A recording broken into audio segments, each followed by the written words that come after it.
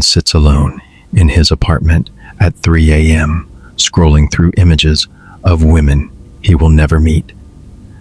The blue light carves hollow shadows under his eyes. You know this moment, don't you? That peculiar ache when desire becomes its own prison, when wanting something transforms into needing the want itself. There's a comfort in longing that completion could never provide, because completion means the death of the fantasy, and the fantasy has become more real than reality.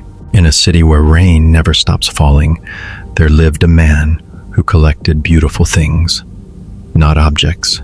He had no interest in art or antiques, but moments of beauty glimpsed and never possessed. He would sit in cafes for hours, watching strangers laugh over coffee, memorizing the curve of a woman's neck as she turned to catch sunlight through glass. He filled notebooks with descriptions of faces he'd seen on trains, conversations overheard in bookshops, the way someone's hair moved in wind. His apartment became a gallery of the never touched, Polaroids of distant figures walking through parks, sketches of profiles glimpsed in grocery store aisles, ticket stubs from movies he'd watched alone, studying the couples in front of him more intently than the screen. Each item was cataloged with obsessive precision. Tuesday, 4:17 p.m., woman in yellow coat feeding pigeons, smiled once at nothing. The more he collected, the more empty his hands felt. He began following the objects of his fascination, always at a respectful distance, never approaching. Through windows, he watched them eat dinner with friends, laugh at jokes he couldn't hear, kiss lovers he would never be. The watching became ritual, then compulsion, then the only thing that felt real. One autumn evening, as he sat in his car outside the house of a woman whose laugh he'd been cataloging for 3 months, she appeared at her bedroom window. For a brief, electric moment, she looked directly at him. Their eyes met across the darkness. She smiled, not the unconscious smile he'd been collecting, but something knowing, almost pitying. Then she drew the curtains closed. He drove home through streets that suddenly seemed foreign. In his apartment, surrounded by his gallery of beautiful, untouchable things, he realized the truth that Schopenhauer whispered to those brave enough to listen. Desire is suffering, disguised as hope. The wanting had become more precious than the having, because the having would destroy the delicious agony of wanting. That night, he burned every photograph, every sketch, every carefully preserved moment of beauty he would never possess. But as the flames consumed his collection, he felt not relief, but panic. Without the wanting, who was he? The ashes settled like snow on his empty shelves, and in their silence, he understood. He had never been collecting beautiful things at all. He had been collecting reasons to remain beautifully, eternally alone. The psychological concept we're witnessing is called romantic obsession, or more precisely, limerence, a term coined by psychologist Dorothy Tenov in 1979 to describe the involuntary, intensive romantic attachment to another person. In modern life, this manifests as the person who checks their ex's social media compulsively, the individual who creates elaborate fantasies about celebrities or acquaintances, or the romantic who prefers the chase to the catch. We see it in dating app addiction, where the possibility of connection becomes more intoxicating than actual connection itself. Through Schopenhauer's lens, this is the will to live's cruelest trick. It convinces us that our suffering is actually a form of pleasure. The philosopher argued that desire keeps us in perpetual torment. We suffer when we want something, and we suffer from boredom when we have it. Limerence is desire in its purest, most torturous form, wanting that feeds on its own impossibility. In obsession, the ghost feeds on what it can never digest. What feeds your collection of beautiful, impossible things? What do you preserve carefully in the museum of your longing, too precious to risk destroying with reality? And when did you first realize that you loved the wanting more than you could ever love the having?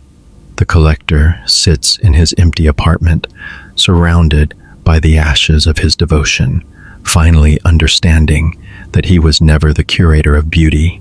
He was beauty's most devoted prisoner.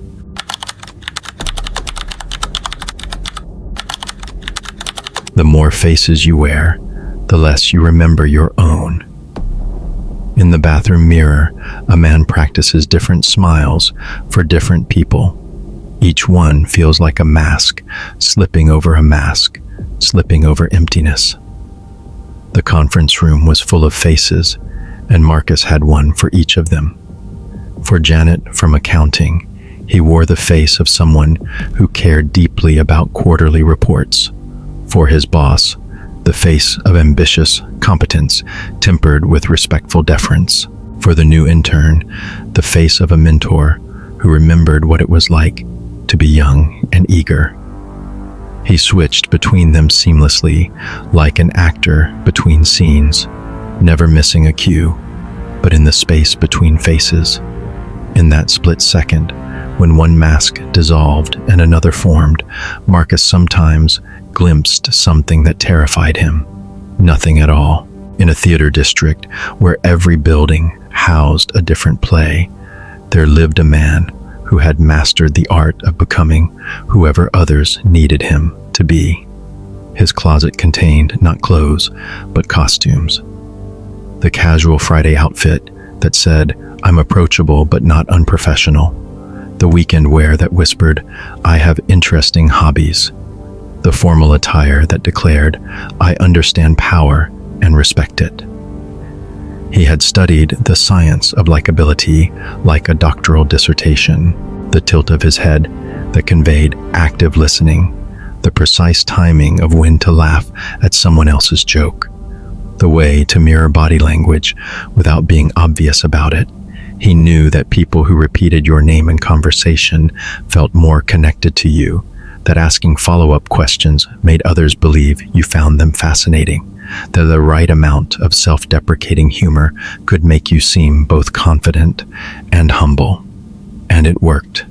Everyone loved Marcus. He was invited to every party, consulted on every decision, trusted with every secret. He was the friend everyone called in crisis, the colleague everyone wanted on their team, the son every parent bragged about.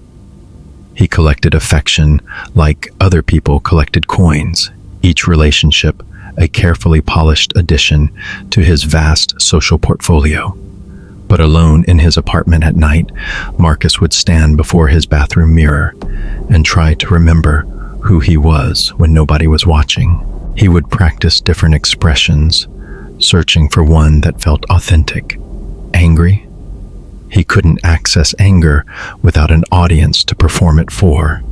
Sad? Sadness felt like another costume he'd never learned to wear properly. Happy? Happiness was a spotlight emotion. It required witnesses to exist. The mirror reflected back a face that was handsome enough, symmetrical enough, pleasant enough, but it was like looking at a department store mannequin, perfectly crafted for display, utterly empty behind the eyes.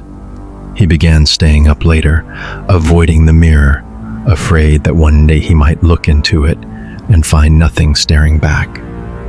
One evening, during a dinner party he was hosting, a woman named Elena, a friend of a friend he was meeting for the first time, watched him move through the room, being charming to each guest in turn.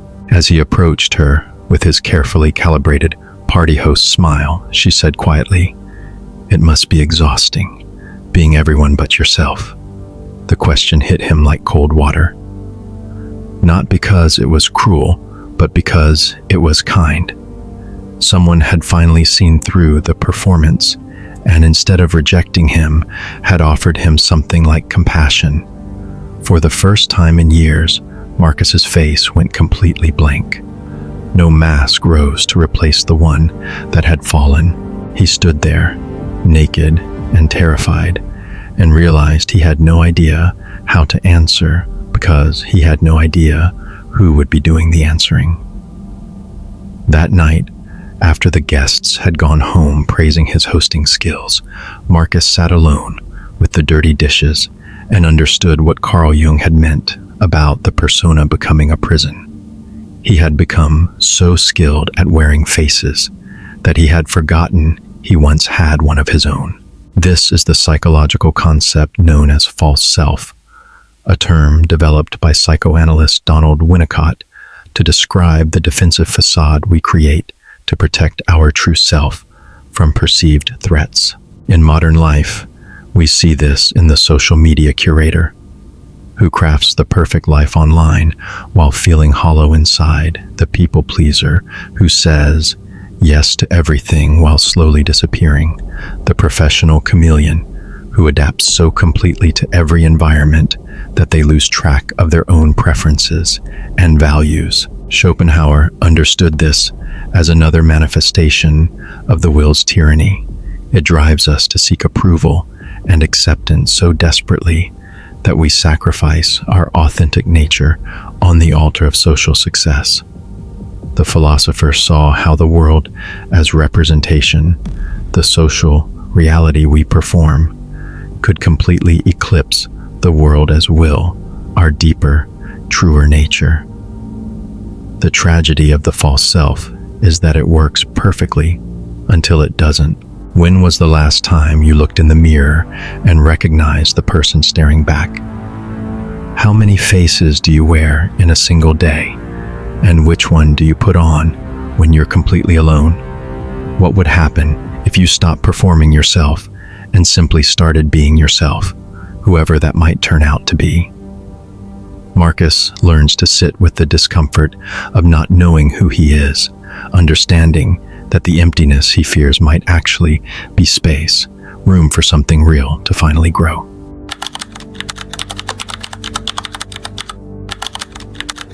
The fortress you build for safety becomes the cell that buries you alive. A man builds higher walls around his house each month, telling himself it's for security. His neighbors haven't seen him in 2 years.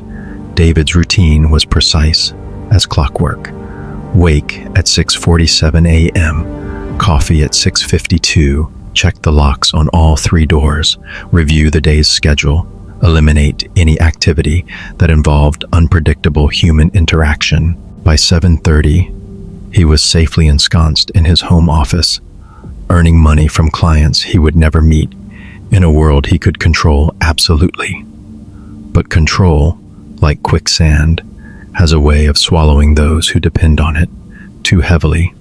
In a suburb where every lawn was precisely manicured and every house looked exactly like its neighbors, there lived an architect who designed only one building, the fortress of his own life. What had started as reasonable caution, locking doors, checking weather forecasts, keeping emergency supplies, had evolved into an elaborate system of protections against a world that felt increasingly dangerous. His house became a marvel of preventive engineering. Security cameras monitored every angle. Motion sensors detected the smallest movements. He installed backup generators, water filtration systems, enough non-perishable food to survive any conceivable disaster. His internet connection ran through 3 separate providers. His bank accounts were diversified across multiple institutions. Every possible point of failure had been identified and reinforced.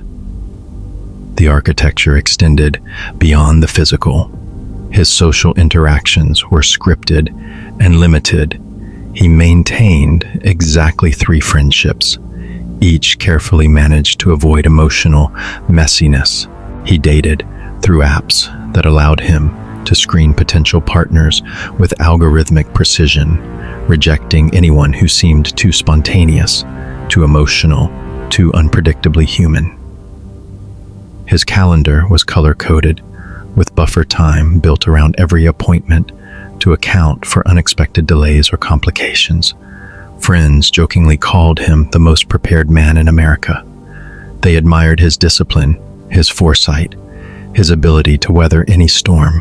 What they didn't see was the growing exhaustion in his eyes, the way he flinched at sudden noises, the manner in which any deviation from his carefully constructed routine could send him into hours of anxious recalibration. The cage had become so beautifully crafted that even David couldn't see the bars anymore. He told himself he was building a fortress. But fortresses keep things out as well as in.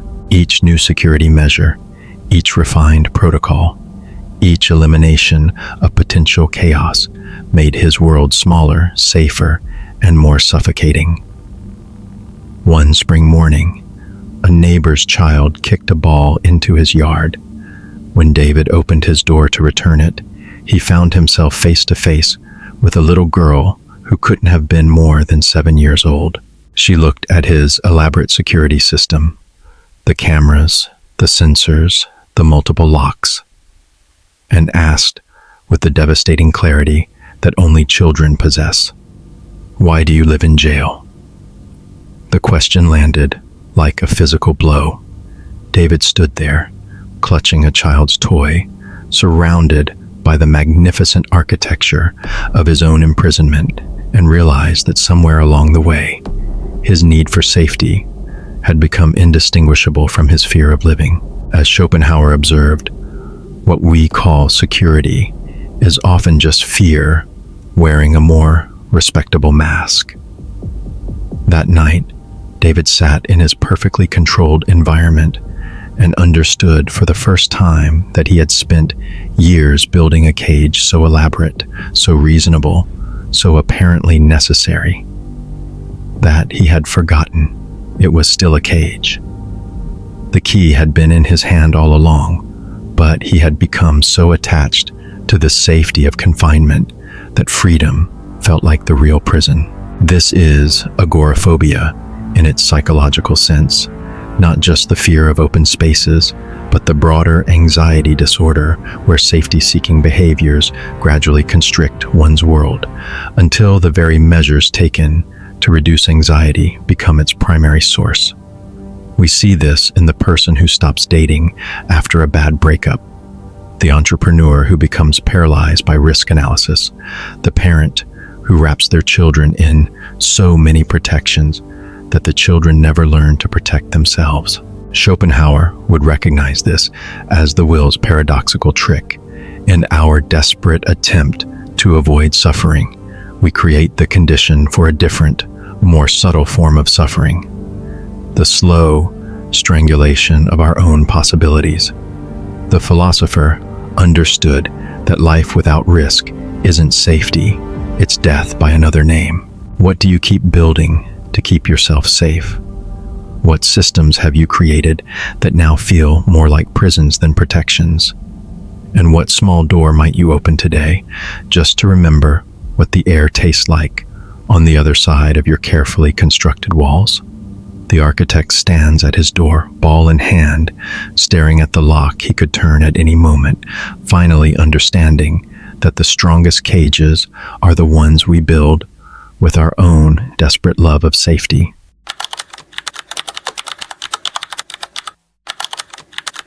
Watching life is never the same as living it.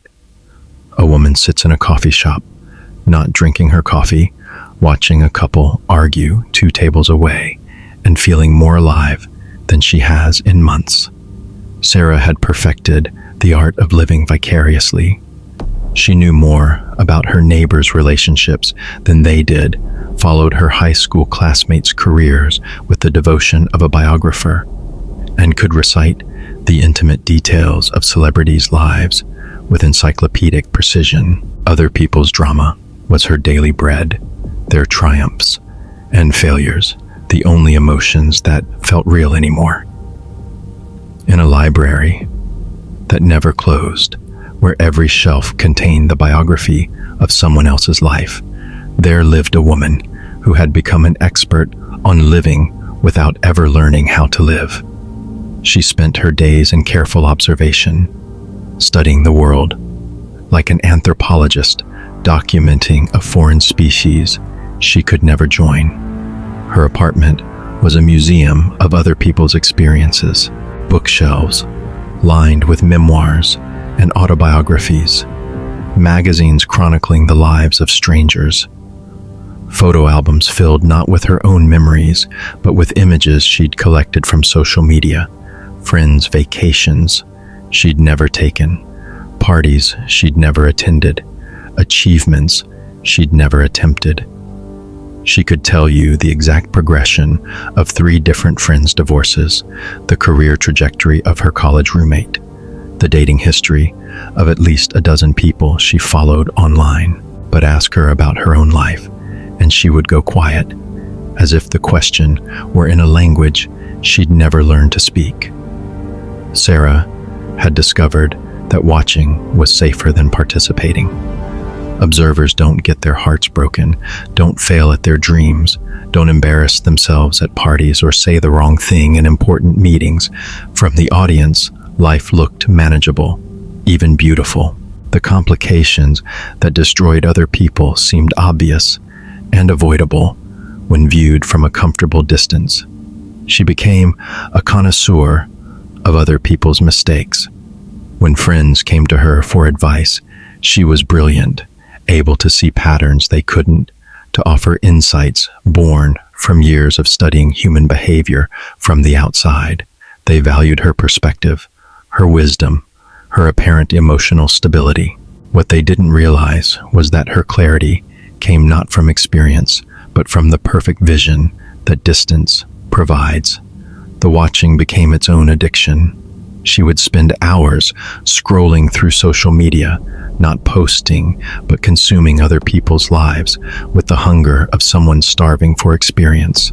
Their photos became her memories, their adventures became her stories, their emotions became the only emotions she could access. One evening, while walking home from work, Sarah passed by an apartment building where the curtains hadn't been drawn. Inside, she could see a woman about her age sitting alone at a kitchen table, crying over what looked like a letter. The woman's shoulders shook with the kind of grief that only comes from real loss, real stakes, real life being lived at full intensity. Sarah stopped on the sidewalk, transfixed not by voyeuristic curiosity, but by recognition. She was looking at someone experiencing something authentic, messy, painful, undeniably real.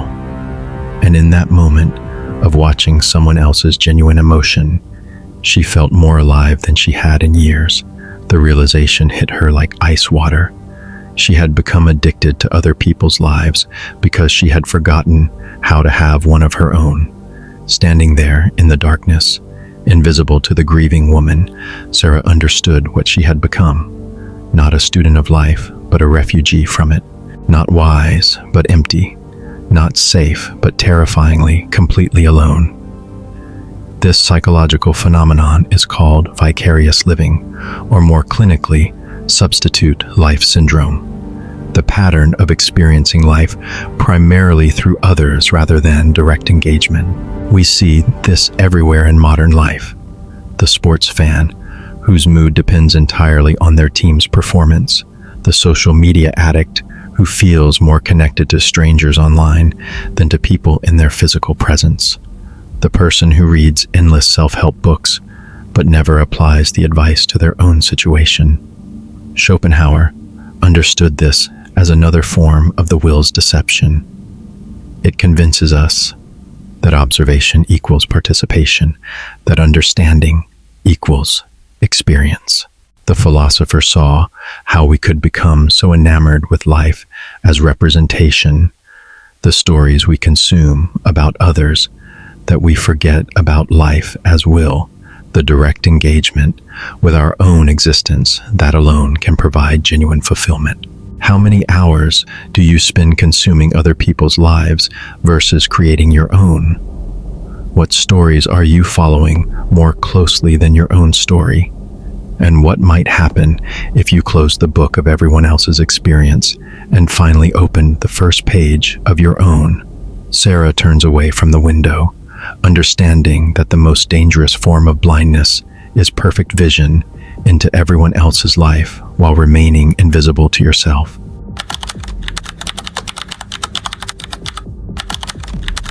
Shame isn't a memory. It's a prison you keep rebuilding every night. A man lies awake at 4 a.m., replaying a conversation from 15 years ago, cataloging every wrong word, every missed social cue, every moment he revealed himself to be less than perfect. Thomas carried his mistakes like a collection of stones in his pockets, each one small enough to bear individually. Together, they made every step a laborious effort. He remembered with photographic precision every embarrassing moment from age 7 onward, the time he mispronounced a word in front of the class, the joke that fell flat at a dinner party, the email he sent to the wrong person, the morning he had toilet paper on his shoe for an entire meeting. But the catalog of shame served a purpose. If he remembered every failure perfectly, perhaps he could prevent them from ever happening again. In a courthouse that never closed, where every case was about crimes committed against an impossible standard of perfection, there lived a man who served as prosecutor, judge, and jury in the trial of his own existence. The courtroom in his mind operated 24 hours a day, reviewing evidence of his inadequacy with the thoroughness of a war crimes tribunal. The filing system was meticulous. Childhood humiliations were organized by year and severity. Professional missteps were cross-referenced with their potential impact on his career. Social failures were categorized by witness count and lasting damage to his reputation. Each memory was preserved in perfect clarity, as if shame were a kind of amber that kept mortification fresh indefinitely. He had become a scholar of his own insufficiency. Late at night, he would mentally replay conversations, analyzing every word choice, every facial expression, every pause that might have conveyed weakness or ignorance. He could recite verbatim the criticism his third-grade teacher had offered about his handwriting, the way his first girlfriend had laughed when he told her he loved her, the exact wording of the rejection letter from his dream job. The collection grew more sophisticated over time. He began anticipating shame before it occurred, running scenarios of potential humiliation so thoroughly that he often chose not to act at all, rather than risk adding new items to his catalog. Job interviews became exercises in imagining everything that could go wrong. Social events were rehearsed mental performances where he tried to predict and prevent every possible embarrassment. But the strangest thing about Thomas's relationship with shame was how intimate it had become. His failures were his most reliable companions, more constant than any friend, more familiar than any lover. He knew every detail of his disappointments better than he knew his own achievements. Shame had become his most honest relationship, the one place where he could be completely, brutally authentic. One autumn afternoon, while walking through a park, Thomas witnessed a child learning to ride a bicycle. The boy fell repeatedly, skinning his knees, crying briefly, then getting back on the bike with the kind of resilience that seemed to come from another species. The child's father cheered each attempt, celebrating not the success but the trying itself. Watching this simple scene, Thomas realized something that struck him like lightning. The child's relationship with failure was completely different from his own. To the boy, falling was information, not identity. A scraped knee was temporary pain, not permanent evidence of inadequacy. The child seemed to understand instinctively what Thomas had forgotten, that shame was optional. Standing there, surrounded by falling leaves that the trees released without apology, Thomas understood that he had spent decades building a monument to his own imperfection, worshipping at the altar of every moment he had been less than perfect. As Schopenhauer knew, suffering often persists not because the original wound was so deep, but because we keep reopening it with the surgical precision of memory. For the first time in his adult life, Thomas considered the possibility that his catalog of shame, so carefully maintained, so thoroughly documented, might actually be the problem, not the solution. This is what psychologists call rumination, the repetitive, passive focus on symptoms of distress and their possible causes and consequences. More specifically, this is shame resilience deficit, a concept developed by researcher Brené Brown to describe the inability to process and move through shame experiences. We see this in the perfectionist who can't forget a single mistake, the person who rehearses conversation for days afterward looking for flaws, anyone who treats their past failures like evidence in a case against their own worthiness. Schopenhauer would see this as perhaps the will's most ingenious torture. It convinces us that suffering about our suffering is somehow productive, that enough self-punishment might eventually lead to self-improvement. The philosopher understood that this kind of mental self-flagellation doesn't prevent future mistakes. It simply ensures we suffer twice for every single one. What failures do you preserve in the museum of your shame? How much energy do you spend curating your catalog of imperfections instead of creating new experiences that might actually teach you something? And what would happen if you started treating your mistakes like that child treats his falls, as temporary information rather than permanent identity? Thomas stands in the park, watching leaves fall without shame, finally understanding that the heaviest chains are often the ones we forge from our own supposed inadequacies.